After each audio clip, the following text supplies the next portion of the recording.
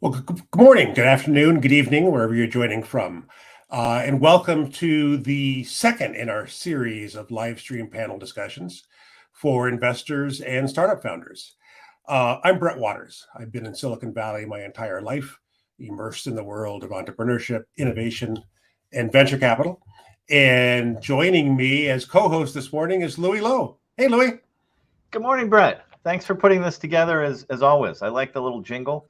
Yeah. For everyone who doesn't know, I'm Louie Lowe. I'm a startup lawyer here in Palo Alto, a few stone's throws from Stanford University. And my mission in life is to help founders and investors form new businesses, finance them, scale them for growth, and have a great outcome. Nice. So, Louie, it's hard to believe, but it was only 6 months ago that most of us had never heard of ChatGPT before. And then in January, they had 100 million users. So it really kind of more than anything I've ever experienced in my Silicon Valley career, kind of seemed to come out of nowhere and all of a sudden appears to be changing everything. And one of the main things that we need to know, Louie, is will ChatGPT replace lawyers? It's certainly going to replace many things that we do, and I think it's going to increase the accuracy of what we do, the efficiency of what we do. And I think it makes us better.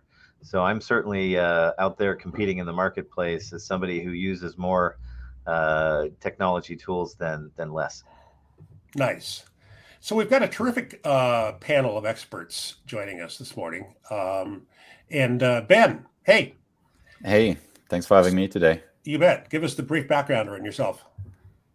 Sure. So Benjamin Levy, co-founder and general partner at Bootstrap Labs. We're an early-stage venture capital firm focused on applied AI technology since actually the past 7 years. So probably a bit before everyone else out there. We've been investing in deep technology for much longer than that, but really focused on applied AI for the last 7 years. Future of work, mobility, health, digital infrastructure, financial infrastructure, and energy and climate. So really looking forward to this conversation here as we've seen things evolved since the early days to where we are today. Yeah. And Walter, what do we need to know about you? Well, my background is in AI, like most people in the panel, I think. And I did my PhD on computational semiotics. That's the storytelling abilities of language models. I've been an entrepreneur for a very long time together with my wife. We were involved in 4 IPOs, 2 in America and 2 in Europe. And I'm now enjoying the summer of AI in the beautiful campus of Stanford for my 5th year. And I've recently become the curator of the new TED event, which is called TED AI, which will be for the first time October 17. And my wife is the producer. She's the boss, actually. The boss. So be nice to them if you want to be speaking over there. Yeah. And Dipanwata, how are you? Hi, I'm doing well. Thank you for having me, Brett. So I'm joining in from Washington, D.C. I'm the CEO and co-founder of Sorcero.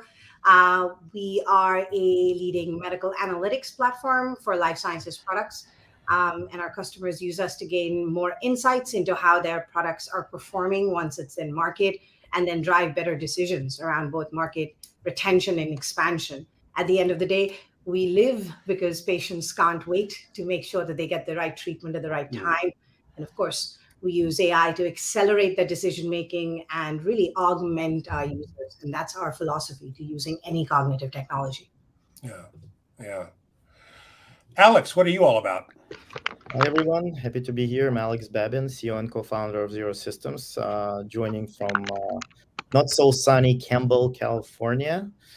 It's not so sunny here.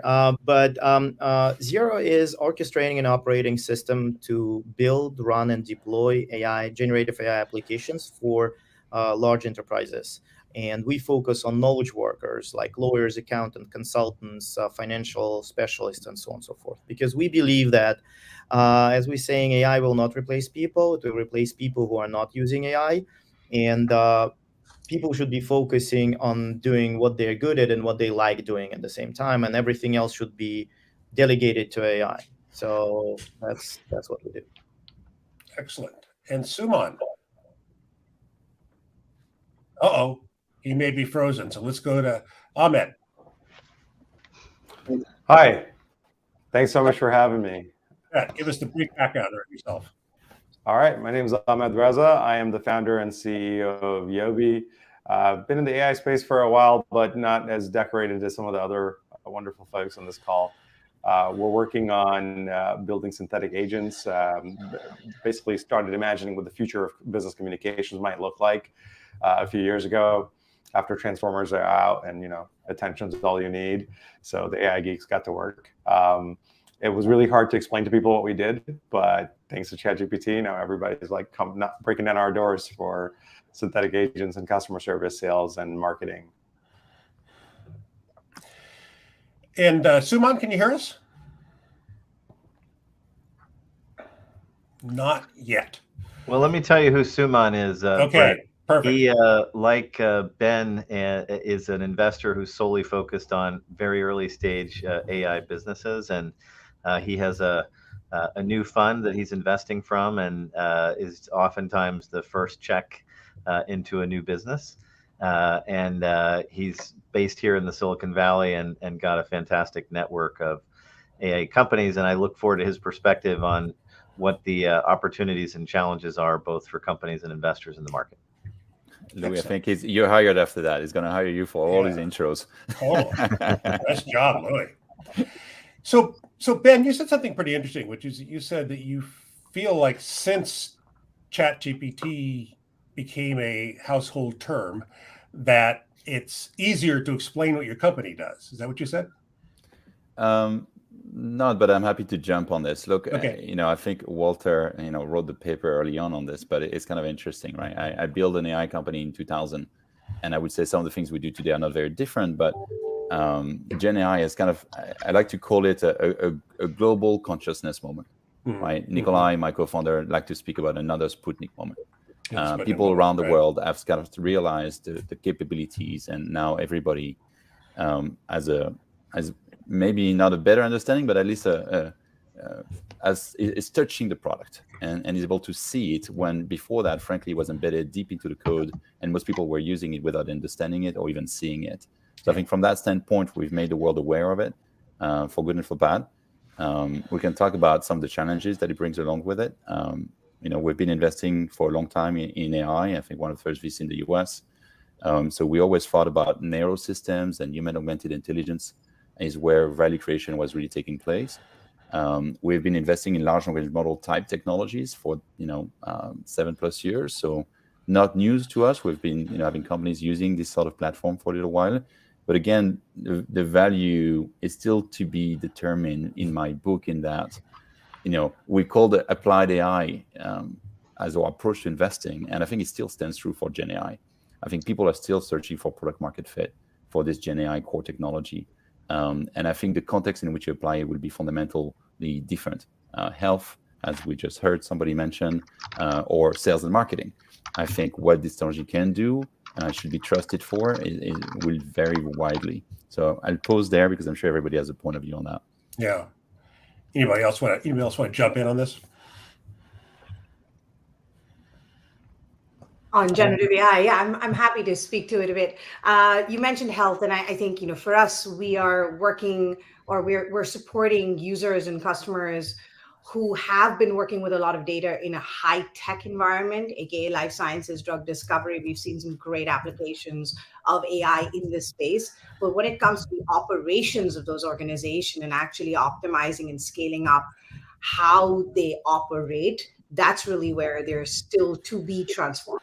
And what's very interesting about our customer base is just that, is that they're starting to realize what kind of quote unquote superpowers this sort of technology can give them in scaling up and making their operations more efficient, making their operations more data driven, having more nuance of their customer base in a real-time basis. I wanted to add something what Benjamin said. Yeah. Ben, you just compared it with a Sputnik type of event. I would say more of a Brothers Wright first flight of AI type of event. We're in the air, we're flying 300 yards. It's a great achievement on its own, especially in the mindset, less on the technology, more in the mindset, because we've been doing it for over 4 years. But what we see right now is that enterprises and customers, they actually don't need that paper plane yet. They need Boeing 777 with all the whistles and bells and the cocktails to be served in first class. So we are in this transition moment between, wow, we are in the air, to like, okay, where is my ticket and where's my seat in this on this plane? And So, many will crash and burn in the process. Many will crash and burn in the process. And remember this old saying, which is partially joke, partially true, that at the dawn of aviation, CTOs were typically the test pilots. That's how the industry ran out of bad CTOs really quickly. I like that. If I could add just one, I can't Please, help on but that, add on this. that, please. Yeah, So please. in the beginning of the aviation race, it's interesting that you bring that up, Alex. There were all of these companies that were racing to build the first airplane. Right. And we should take this lesson very, very seriously. The guys that got the most press, that had the most PhDs and all this, they never launched anything. It was two bicycle mechanics, right? Yes. They were very much, practical folks that ended up building the very first airplane and ended up like changing the field. So we are very early in this AI race, and I think some people are already calling winners. It's similar to the airplane times, like, oh, these guys are the best funded, have the most PhDs. That's not necessarily the case, as history has shown. Yeah, that's really interesting. I think we like to think of DeepMind acquisition as a generative AGI acquisition, if you will. There's a raw talent, 400 million maybe, and then you look at Mobileye at the time was a $12 billion acquisition. Right, difference between general AI and applied AI, right? When you're able to apply it in the context and the market and to give it all the bells and whistles. Product market fit is so key. Well, I said recently, nobody buys your software because you have AI. That's actually correct. And Ahmed, you have a very good point. The most well-funded companies in Nadal and aviation, actually funded by government and other organizations, failed. And two guys from a garage actually built it because they figured out how to do it safely. The problem is, fundamental problem is that all the test flights were taking from a high buildings or high level. And when the plane was crashing, and it's inevitable at the very beginning, people were killed and they actually were slowed down. What these guys in North Carolina figured out is that to use sand dunes as a safe way to test the wing and find the right geometry so it's safe to fly. And they were iterating and iterating and iterating, and they were not putting the engine on the plane until they figure out how the wing should look like, geometry should look like. So that's actually what I see right now happening with large organizations. They're doing a great job on kind of sparking the whole thing, but also open source community. These guys are testing and testing until they put the engine on. So it's incredible to see those parallels between those two technologies. But I think the alignment of incentives and risk reward were also a lot closer back then. You fail, you die. I think here people can try a bunch of things and they don't really are the recipient of the byproducts. You can literally run out of engineers. Well, we've got founders and investors from all over the world in the telling us where they're calling in from in the comment area. And one of the questions that I keep getting over and over, and that I have when I meet new founders in the business that I do, is how do you take an idea and turn it into the first dollar of revenue? Because I think that's challenge number one. Is it's not because there's technology that there's a product. And each of you founders has found a way to turn your technology into a product. And then I'm gonna follow up on that with how do you take it from the first dollar of revenue to the 10th dollar of revenue? And Alex, I think I'm going to start with you because your name starts with an A. Tell me about the first sale you had for Xero, and how you turned your technology into a product. It's a great question, Louie. And actually, it's been talked about many times, never changed since then. It always starts with a beachhead market, or the small enough market you can win over and then move to another market. And in our case, it was legal. we went into selling into legal, because lawyers, they are knowledge workers, and the amount of work, manual work they do, and the cost of time spent on non-billable stuff, you know that better than anyone else, is incredible. So it's about the ROI on the next day. So we started building AI products to help lawyers to get to be more productive, do more with less, and get ROI faster. And then from that, we started expanding to other areas. But the biggest advantage of that and growing the business from that niche market was, number one, legal is referenceable. If it's good for Louie, it's good for everyone else in the top 100 of Fortune 100 companies, right?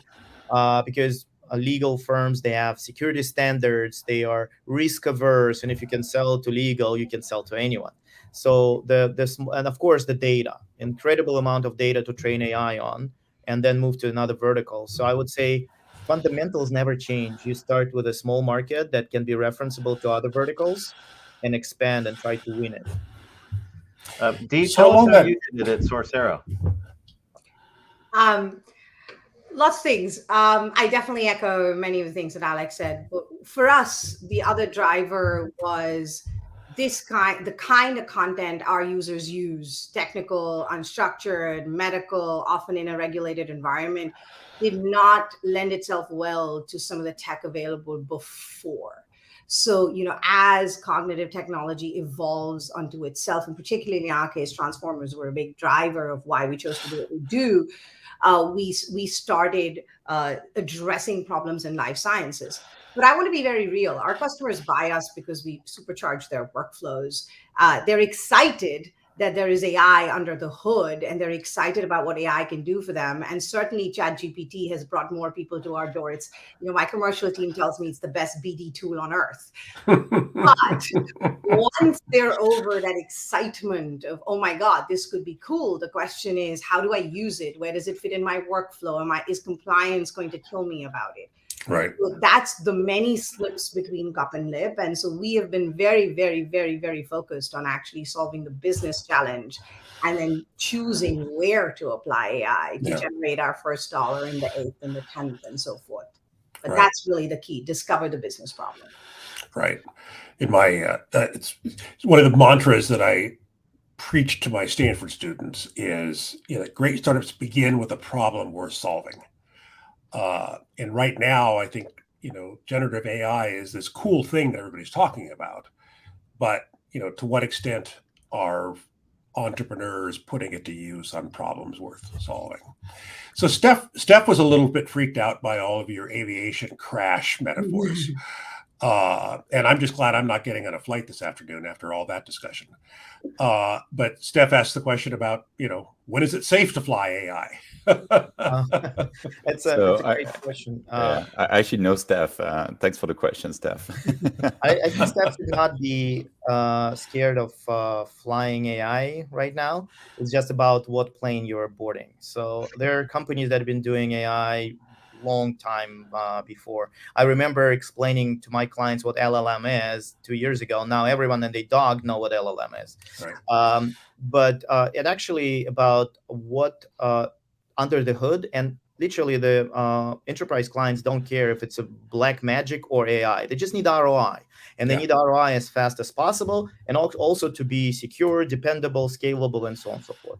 So it's there are a lot of companies that are just wrappers around ChatGPT. I would say that type of thing is not very much scalable, and we'll see AI bicycles, AI sandwiches, AI everything. You know what we need, Alex? We need an AI juice machine that sits on your counter. God. I think there was one, they failed miserably.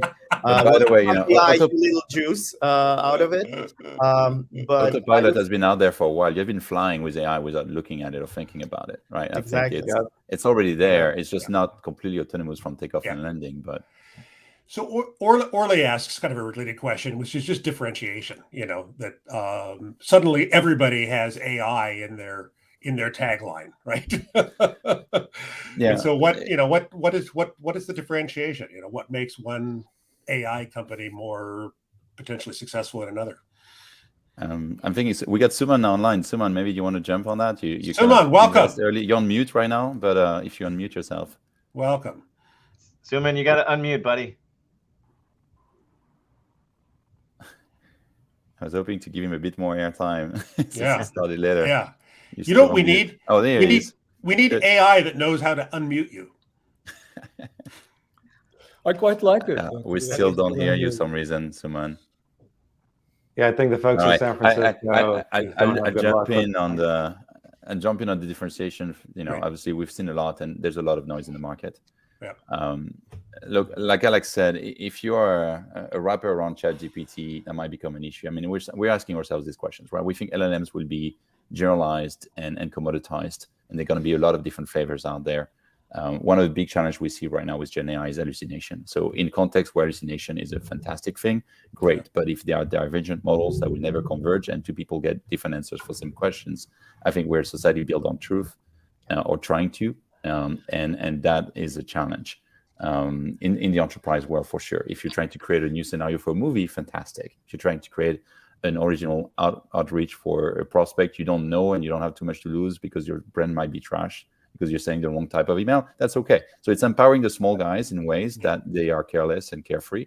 But for the bigger guys, there's different challenges. I think, like we heard earlier, they're expecting a fully flown, fully secured solution, and most people don't have that. We have a company that has worked on that for years, and we believe they have a great solution for the enterprise using this sort of models. But different conversation.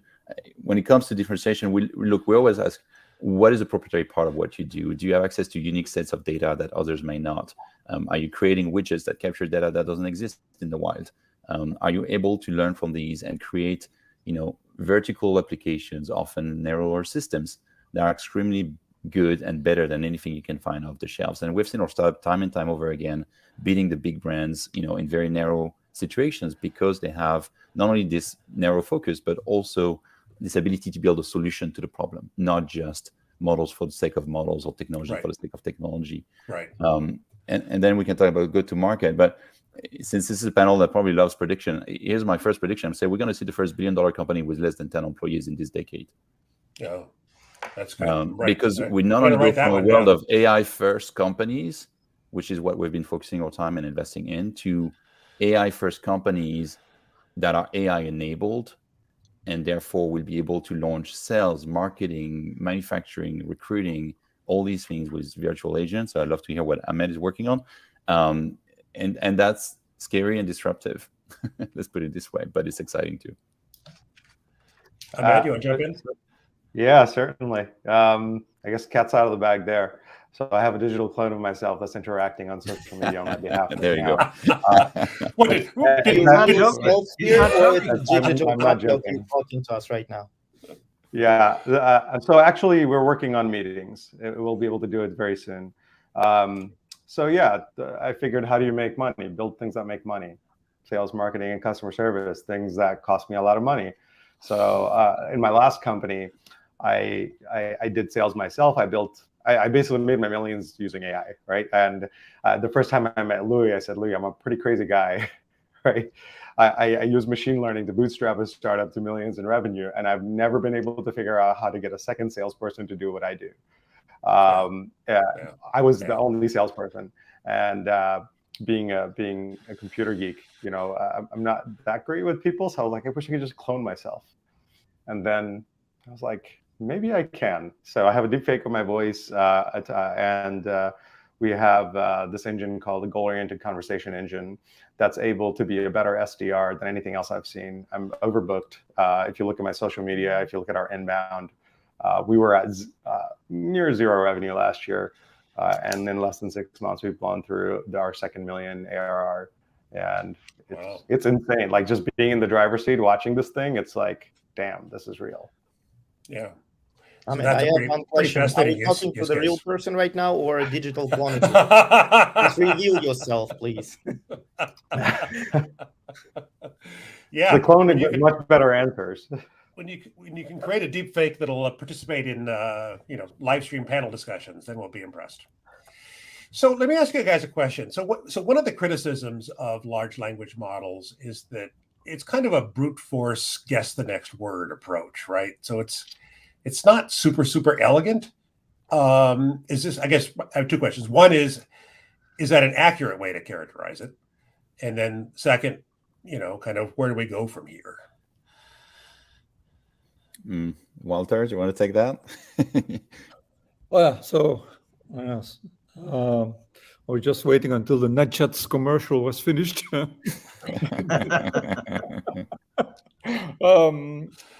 So, well, it's not so easy as we say, because now people always, like we made many mistakes in the past, since Chomsky to now, and perceptron and the different layers and the inability to understand, reinitializing of LLMs. But now that we are where we can basically, most LLMs have like 1 trillion words, which is also an interesting question. I think I know where they come from. But these words are now, if you put them together, so they basically operate in a, no, let me rephrase that. So lately I've been thinking a lot about how we educate our children and how we educate our large language models. When kids are like 2 to 3 years old, we already treat them as diffusers and transformers. Like we already tell them, like, draw something. So that's the diffuser, like which colors are you using here? But these are not the right colors, like we're prompting them into. At the same time, we are telling them, like, write a house, what is the next letter, and then we try to make them, and have a sense of language, because the mission of our pre-cortex is to predict the next second. It is the reduction of surprise. Otherwise we will not survive. And that's also what we tell our children. Look right, look left when you cross over, stranger danger, like we teach them all these things. Now, it is true that language model that, BERT was in both directions. Now the language model goes, in a transformer to the right. It predicts the next letter, but it also predicts the next word, and it also predicts the next sentence and the next paragraph and the next chapter, and this is all in context learning with some prompt engineering, which will now be, because I hear, like people are obsessed with the no code. You don't need to know anything anymore, but that will quickly change, because we've been there before. People are now already doing function calls and injecting a lot of Python in their prompts. So I think a lot of parents are really believers in reinforced learning, though. What really resonates with Walter said. Sometimes I feel like my kids are neural networks trained on YouTube videos, but and Netflix. But actually, what Walter touched is really interesting.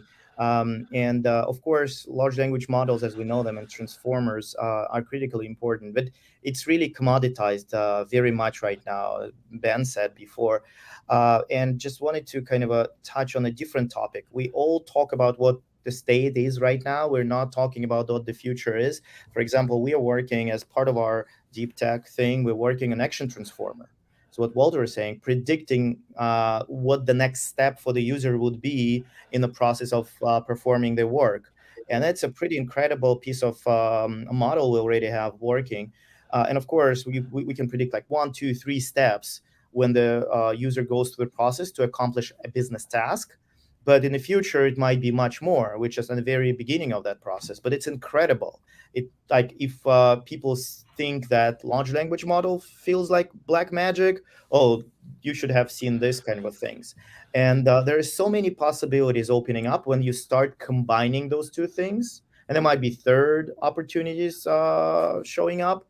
So I think future for large language models is going to be not in a like one large model rule at all, but the family of smaller models that are highly specialized, that kind of are being connected by a larger model to do kind of a general reasoning, but also those specialized models like action transformers and others to actually provide much more than what we can do right now.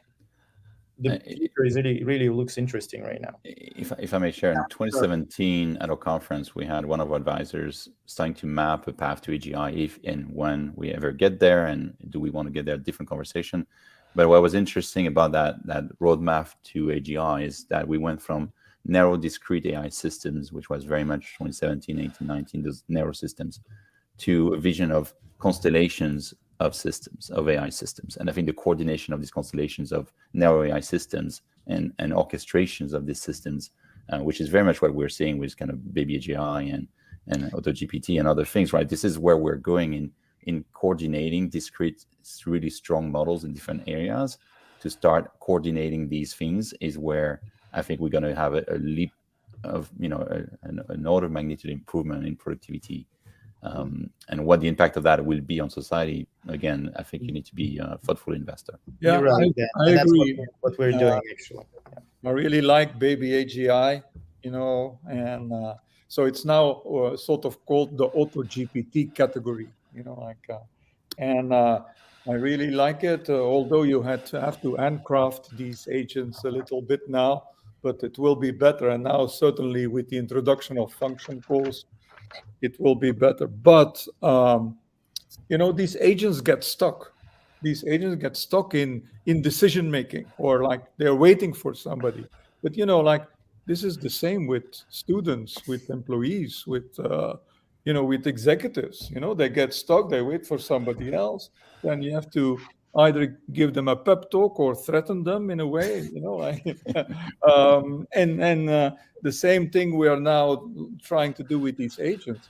But it's an interesting thing, if you are now setting up a company, and we had that, Ben, you said about the thin wrapper, the thin wrapper around LLMs, is that really a company? Well, probably it isn't, but it can be a lifestyle company, Right, exactly. And we're seeing a fair amount of those. I mean, you grow to millions of dollars in revenue. Can you become a category-defining company? That's much more challenging. And I just want to quickly, hate to interrupt, but I just want to see whether Suman's audio is working now. Suman. Is it working? Perfect. Hey. Well, so I had about 20 minutes of prepared remarks. So I'm gonna get in there now. Yeah. Just to hit one point, I think a few of us have seen these different paradigm shifts. So, first one for me was the internet, right? And there was a period of time where people were talking about the widgets, and then there was 2009, 2010, people talking about the cloud. And so I think we're in the same type of era. Like if you sort of stay away from talking about the macro things, I think there's just a lot of experimentation that's happening in this broad AI space. And so very kind of top down, trying to predict what's going to work, what's going to be safe, what's going to kind of be the killer app. It's really hard. And I think you need to have this portfolio approach where, through trial and error, you're fortunate to stumble into companies like Zero, right? Or Sorcero. And there's just, a couple of anecdotes. I think Alex had a social media post where he had this like runaway suitcase. It was like an AI suitcase. And it was like runaway and like, and it's very true. It's I think through trial and error, we're going to find these like edge use cases where things don't work. But we are focusing on the ones that do work. And when these, we discover these AI white spaces and we find these companies that are creating products that do work, I think the upside is so tremendous. And I think that's the excitement, that's the enthusiasm that I think people are feeling. So I think, anyway, so that's a bit of an anecdote on how I look at kind of the space right now and where we are and how a lot of the companies that we're seeing fit in. Actually, worth unfolding, Suman. You mentioned something that is anecdote, but actually true story, number one. And second, it's a whole topic to unfold. So you mentioned this suitcase with AI technology and the tracker that the person who was in the airport wanted to be in a luggage. And they forgot to load it into the airplane. So the guy who got into the airplane and the airplane was taking off, and the suitcase was trained to actually avoid obstacles. So it found its way to the tarmac. and has a video of the suitcase chasing the airplane. And that is funny, but actually it creates a lot of problems, because that's potentially a situation where it can have a collision with an airplane or whatever. So AI is at the stage where those safeguards and guardrails and everything should be in place, because as many people say, it's like putting the nuclear reactor in the middle of the city, pushing the button to see if it works. It might be, but what if it doesn't? So Walter brought up example of baby AGI. How about Chaos GPT? Another example, when the same free agent was trained to actually create chaos and destroy things. And the first thing it tried to find how to build a nuclear bomb. And when we couldn't, the second thing it did, it went to open the Twitter account and start tweeting the misinformation. So it's a weapon of mass destruction. So there's so many components in this worth unfolding as well. Yeah, I think what we're finding as well is, because AI is so relevant now and because it's in everybody's homes, our customers who might not have ever used even barely software before are going to come to us and say, I want AI. They're not even asking for a solution. They want to buy AI. So in the enterprise software space, there's also a risk of salting the field, because there'll always be just about enough people who will sell you AI, which will do nothing for you, will waste many tens, if not hundreds of $1 million in several years, and will also get a set of enterprise buyers really skeptical about this newfangled tech. And you do see that happening over and over again. Poisoning the well, yeah. It's like Walter mentioned, I'm enjoying the summer of AI, but let's remind ourselves they were winters and more than one. Correct. And so, just having that hyper narrow focus on what is really deliverable with what we have today, with safeguards, with measurements, with benchmarking, still remains extremely important. It's slow and it's patient, but it needs to be done. And at the end of the day, it still needs to fit into someone's workflow to change it and for them to keep buying it. They might buy it once because it's hype, but they're not going to keep buying it because if it doesn't do something for them. So sure, the first cut, but I think we're also really looking at what's the second cut of that going to be, and what's going to keep them coming back, and it's unlikely to be the hype. So Department talked about second cut, and many of you have kind of used the analogy of aviation crashes and nuclear bombs to refer to the fact that we're in a zone right now where we're not sure what works and what doesn't work. And then Suman said that for him as an investor, it's about taking the portfolio approach, where you got to spread your bets around because you don't know which one of these things will end up being successful. But Alex and Ahmed and Deepanwita, for those of us who are entrepreneurs, we don't have the advantage of being able to have a portfolio. We need to go all in on something and build a company around it. It's one of the many ways in which VCs rule the world, is that they have the advantage of distribution of risk. Yeah, I mean, you look at what's in front of you right now, I think it's a safe bet to just bet on a Bengali.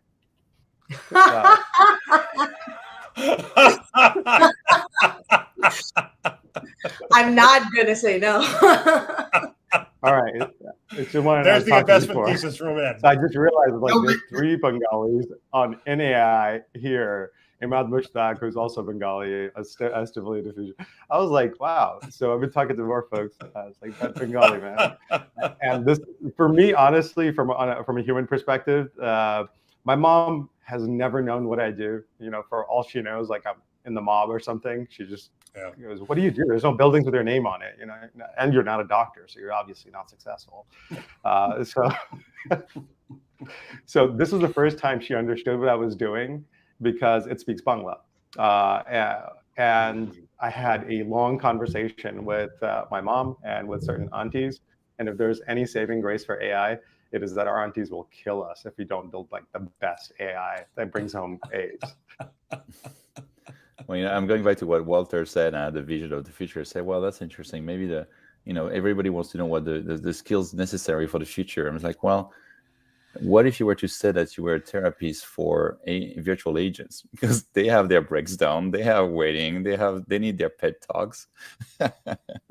Well, it's a very interesting. At Stanford, we have simulacra of human behavior, where we put 25 agents in a city called Smallville, and we give them identities, and then we study them with 100 moderators, and students, and these agents have their job, they have their wives, their families, they go to work, they come back, they reflect, and we can even get in there as an inner voice and direct them or embody them. We have to start. Can you make a summer camp for my kid? Is 14. I'm sure he's gonna love this. And So, you Louie, see I think for investors and for entrepreneurs now, everything is going extremely fast. So as an entrepreneur, you always have to go a little bit in the future, not too much, and try to time it. But timing now is impossible because we are now, every hour something new appears. So what can you do so that you can set up a company that is future powerful, but that now also survives, without being taken over as a sort of a feature inside OpenAI, So I think and that's why I like Baby AGI, because most CEOs, and I do, I talk to quite a number of boards now. For the first 20 minutes of every board meeting is now AI, and so let's take a smaller public company, 2,000 people.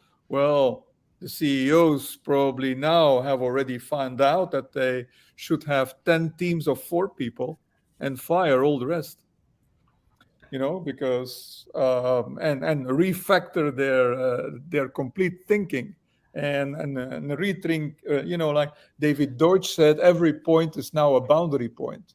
Like the frontier is everywhere in that company. So like what you have to do, I think, is the following. You do something very far out in the future, and far out means a year. Like a Baby AGI or something like that. At the same time, in order to do Baby AGI, and in order to set that up, you need to know what in-context learning is, what LLMs are, the complete orchestration platforms. So you can have clients from day one. Because I believe that nowadays, if you are working in AI and you don't have a client, and a client means a paying person, not if you have a client, and that makes you progress so much. First of all, like you have a delivery to do, you talk about that client and you learn from it, you keep the code base, you build on the code base, and so you orchestrate your code base because you are going for Baby AGI. So I think it's now bootstrapping is, because the AIs are there and we can generate other agents then to do stuff and kick them in their ass when they are stuck. So, Louie, you are not an IP attorney, but you have some partners who are IP attorneys. So, how about this whole concern about, large language models are basically sucking a bunch of other people's thoughts off the internet and repackaging them and spitting them out? And so Orly asked the question about, if I have a company and I adopt some of this technology, is there copyright risk? Yeah, no, it's a great question, and it's the subject of some pretty tough litigation right now. And I think the best example of it is Getty Images, which makes its pictures available online. But if you want to download them or save them or use them in a presentation, you've got to pay a fee. And obviously, many of the visual AI engines are receiving these Getty images into their flow, and then they're creating they're generating AI images on the other end of the engine, which then begs the question: if these copyright protected images were the inputs into the AI engine, do they have some right into the outputs of the AI engine? Exactly. That is not a question of settled law. And I've been asked by many investors whether we would give a legal opinion on the IP infringement characteristics of a particular AI model, and they're fascinating mandates that we examine on a case by case basis, Brett. I mean, I give you. We thought a lot about that as well, Louie, obviously, and one side, I mean, an interesting conversation. But we all went to school, we all read books, and if I try to write an essay inspiring myself from Victor Hugo or anyone else, is that plagiarism? No. Can someone sue me for it? No. Now, where these images made available and shouldn't have been made available, or were used in a way that was not permitted, that's a different conversation. Exactly. And I think I can see a day where maybe OpenAI would be subpoenaed to list every single source they've used to train their models. We're not there; they'll fight it to death. But at some point, people that have a lot of money and feel their business is being disrupted will throw a lot of money at the problem because it's their everything, right? Look at the solution. Here the question is, where do all these trillion words come from? And is there copyright on these words? But and it's basically, the answer is very simple. It is samizdat. Samizdat is LibGen and Sci-Hub. They are in Russia.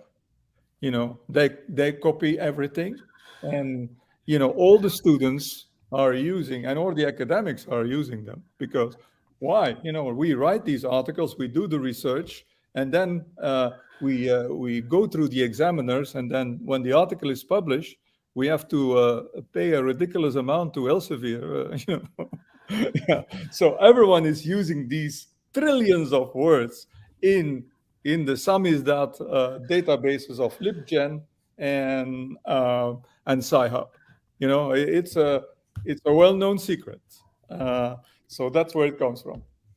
So Sudipto asked an interesting question, which I think the essence of his question is, if you're a company who wants to incorporate more AI into your offerings, especially if you're a non-tech company, do you need to build an internal team around this, or use external AI providers? I think is the essence of his question. I don't know. I'd love to go ahead. Go for it. From some of the experience we've seen. So many of our target market have fairly sizable AI/data science teams internally. Some of them were set up years ago with the intention of building tools, bots, other things that would address their business needs. What most of them discovered is they're not product companies. So yes, certainly, every once in a while there's a vaguely usable model, there's a chatbot that does a thing, but it definitely does not map to the amount of investment and the pace of development even a tiny little software company could come up with, because they are a product company, right? So that is certainly becoming a realization in the market. I would say what we talk to our customers about is, you should have folks on your side who understand technology and who have the ability to evaluate and frankly ask the right questions, whether it's security, usability, ROI question, but maybe not try and make the build decision for most things. So there needs to be a marriage of technical understanding with business need understanding on the buying side. But we generally see that if somebody thinks that they're going to build their own LLM, and actually a potential customer told us that we're thinking about building our own LLM. We barely knew how to respond to that. We generally say no, actually use the product. Like Walter, we spent some time obviously in advising boards and talking to very large corporations about what's happening in the marketplace and with AI. And the analogy I like to use for people, because we heard Suman talk about internet and cloud and all this big wave of disruption. I think back to what you were saying, Walter. I don't know if we can build companies that will last hundreds of years anymore. I don't know if that's where the future is going to be like. But the peak of the market and the waves are higher. each and every time. They build on top of each other, and you can monetize them in a shorter period of time as well. It's like the movie industry. The only reason it was taking so long to monetize a movie is because of the rights of the contracts, not because we could launch everywhere on every screen across the planet. And so you think that analogy maybe will create a lot more wealth faster, and then you move on to something else. I don't know about the cycles, which a lot of LPs would love, right? They hate the fact that VCs is a 10+ year business cycle. Right. But the analogy I make for corporations and for them to understand the disruption they're facing is this. If you made a lamp, if you manufacture a lamp for hundreds of years, that's how you've made your core business. You manufacture lamps. And all of a sudden, you had to learn to sell it online. Great. You have adapted and you manage. It's the same lamp. Your supply chain didn't change. The way you manufacture didn't change. Now mobile came along. You use mobile. You learn to sell on mobile versus internet. Then you use VR because it was cool. You can visualize your lamp before you even buy it. Great. Again, didn't disrupt the core business. But now you need to manufacture a smart lamp. Well, what does that mean? What it means, you need to have people in-house that understand AI. You need to actually maybe change your business model to give the lamp for free and save money on the energy and split that with the user. You need to rethink your entire core business, and that could be worth for a product or a service. So to answer, the question earlier, you need to think about that. What does your core product and service look like when it's AI embedded, AI smart, right? Because again, that's what's going to disrupt you.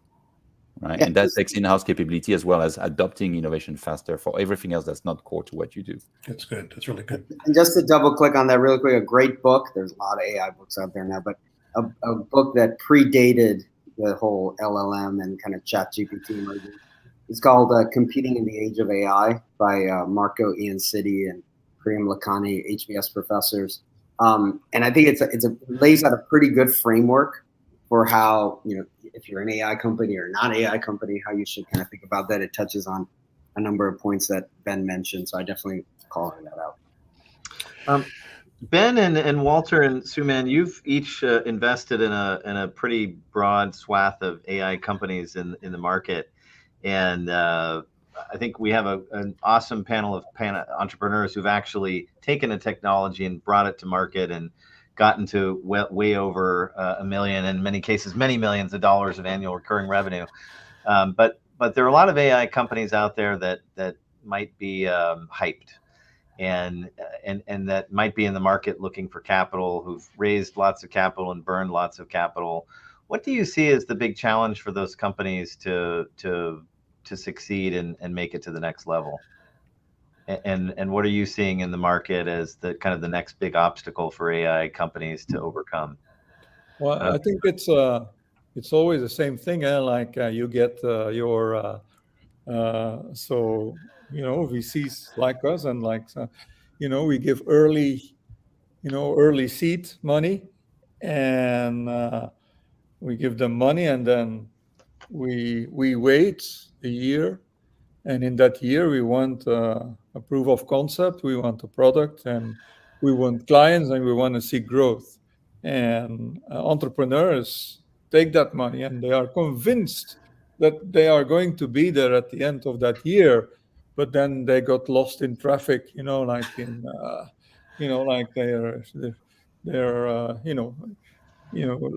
especially start to use all these fancy words from finance and super voting rights, and by the end of the year, then they don't have a product, or they don't have a client, or they don't have any growth, and then they come back and they say, "Can you help us fire our co-founders?"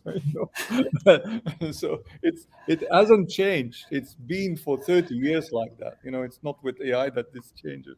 No, I go back to the same thing I tell founders, look, guys, there's no shortcut in life. You need to create value. So you can raise $20 million over a weekend on an $80 million pre if you're well-known founders that investors know and believe you're going to build the next big thing. But that gives you just a bit longer runway to create a value that's going to be 2x that. And so in the end, again, you need to deliver and create value. If not, you're going to fail miserably. I still have LPs that ask me, can we invest in OpenAI? I'm like, no, that was a foundation to begin with. By the way, that's more of an R&D organization. And a lot of that money is on string to budget. But for them, it doesn't care. They don't care because guess what? Microsoft makes all the money on the cloud. This is a distraction. They're selling picks and shovels to people to process in the cloud and make money there, right? So you got to look beyond, the image and perceptions. The opportunities in the market are now all the large corporations that normally, a corporation is large enough, has money enough to hire people to do that internally. The problem is that all the people they want to hire want to set up their own company, Right. and We love that as VCs. Yeah. And that's what has made Silicon Valley great. Yeah. Guys, we're just about out of time, but I'd love to quickly go around and hear from each of you a particular use case that you're excited about. Some use case that you think really is going to be profoundly valuable that generative AI will provide. And Suman, we'll start with you since you got cut off at the beginning. Give us an example. Well, I'm a shameless promoter of the companies that I invested in. So Perfect. One, I'm obviously excited about Zero Systems. I think generative AI and broader AI applications within the enterprise based on proprietary data that companies own and want to manage. I think that's a huge white space greenfield. And the company's been amazing in its growth. So that's one. The second is a company I'm with Ben in. It's a company called Hayden AI. And I think that one's tackling computer vision use cases that we didn't really talk a lot about in this chat. But I think once you have that data, there's a lot of interesting things you can do with it in the city. And that's one that nobody would have thought of probably in the front end, and it's just evolving amazingly well. So I think those are two. And then a third that I'm interested in is in the financial vertical. So if you think about companies like Bloomberg and all the data they have, take that analogy with ChatGPT and all the finance information that's available. I'm on the lookout for an interesting company in that space.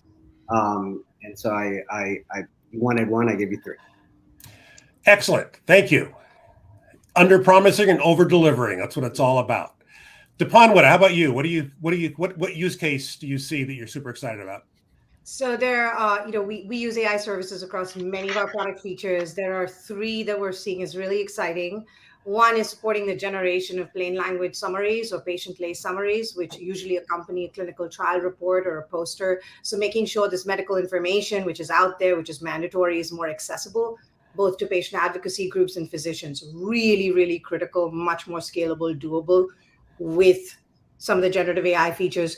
We also are supporting our customers in understanding or finding indications on next best action. So I've processed all these insights from all of my data sources. What is it telling me about how do I handle dosage better? Or what it is telling me about a trend emerging in an evidence gap with a physician?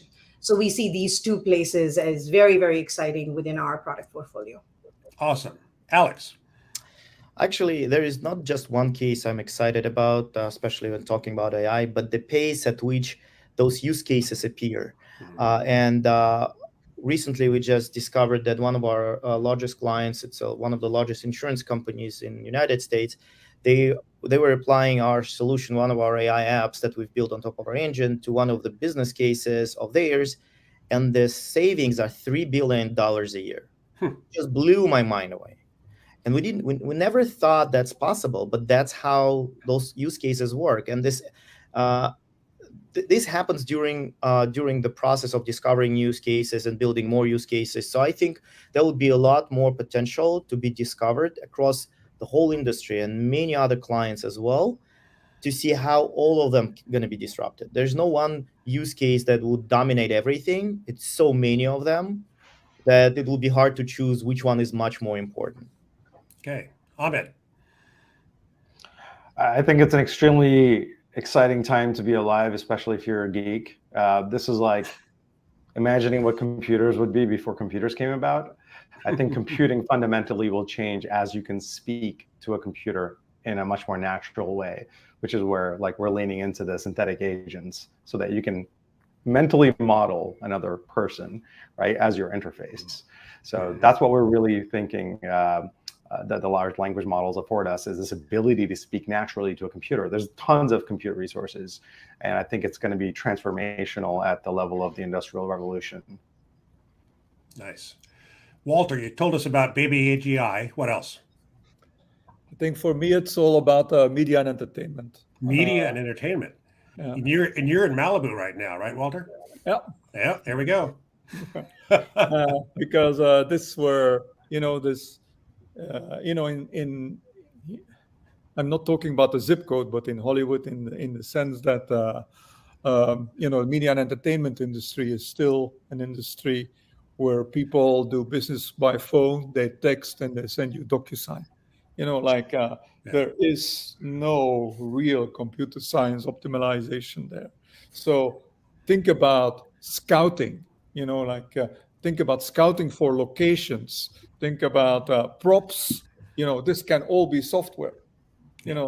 I want to see a movie in the future that I can prompt, and I say okay, instead of Tom Cruise, put me in there, and this will all be possible. The composability of music and of movies are a couple of years away. In 2 years from now, actually, the Grammys just announced de minimis, their new so AIs. Can only win if 20% of humans collaborate with them. Okay. It's a Ready Player One. Here we come. Yeah. All right, Benjamin, you get the last word on this. Well, thanks. I had the benefit of listening everybody else, but here's what I say. I think one area that I'm very passionate about is empower people to reach their full potential, which is I believe what we try to do as venture capitalists with founders. And to do that, you need to give them access to knowledge. And so acquisition of knowledge is interesting and important as human, as society. And so we invested 7 years ago in the founder in the core technology behind Alexa, and he built a new company called Prion. And this is not a Gen AI per se. They're using Gen AI elements and large language models to synthesize and summarize information accurately. And so I think you need to start building solutions with the intent to be trustworthy, to be transparent, to be, remove as many biases as you can, because that's the world we want to see. And when you take this kind of technology and you map it to any sort of information that an enterprise has and able to deliver knowledge in an instant. I'm not saying delivering link to information that you need to read and assimilate. I'm talking about synthesizing knowledge and assimilating faster with source to a truth. I think that is going to just unleash billions of dollars in productivity, and that's really exciting to be part of. Very nice. Louie, take us home. I'm just so excited and motivated by this conversation, Brett, and thank you so much for bringing together 4 rockstar founders and 3 rockstar investors who are bringing this to reality. And I couldn't be more optimistic, Brett, no matter what happens in the world, when I'm surrounded by people like the folks that we brought together today. So thanks for doing it, Brett. Over to you. I totally agree. This has been a great conversation. I think we could go on for hours, but I'm sure all of you have better things to do. Louie and I, all we have to do is go out to lunch to have some tacos, and we're good. Thanks, everybody. Really appreciate it. See you soon. Thank you, everyone. Thank you.